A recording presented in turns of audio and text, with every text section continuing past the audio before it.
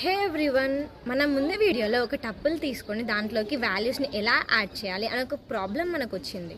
So ఈ వీడియోలో మనం ఆ ప్రాబ్లంకి సొల్యూషన్ తెలుసుకుందాం. అంటే టప్పుల్స్లో వాల్యూస్ని ఎన్ని టైప్స్గా యాడ్ చేయొచ్చు. ఫస్ట్ మనం ఒక టపుల్ని క్రియేట్ చేసుకోవాలి. సో ఆ టపుల్ ఈస్ T1. ఓకే, మనం దీంట్లోకి ఒక వాల్యూని యాడ్ చేయాలి. అది ఏ వాల్యూ అయినా పర్లేదు. మనం దాని తర్వాత కామని ప్లేస్ చేసుకోవాలి. సో మనం ఇందులోకి యాడ్ చేస్తుంది 5. సో మనం దానికోసమని T2 అనే ఒక వేరియబుల్ని తీసుకొని దానికి T1 అంటే బిఫోర్ మనకున్న టపుల్ ప్లస్ యాడ్ చేస్తున్న వాల్యూ విత్ కామా వల్ల మనకు యూజ్ ఏంటంటే కామాని ప్లేస్ చేయడం వల్ల టప్పుల్లోకి వాల్యూ యాడ్ అవుతుంది. T1 అనే టప్పుల్లోకి వాల్యూ యాడ్ అవుతుంది.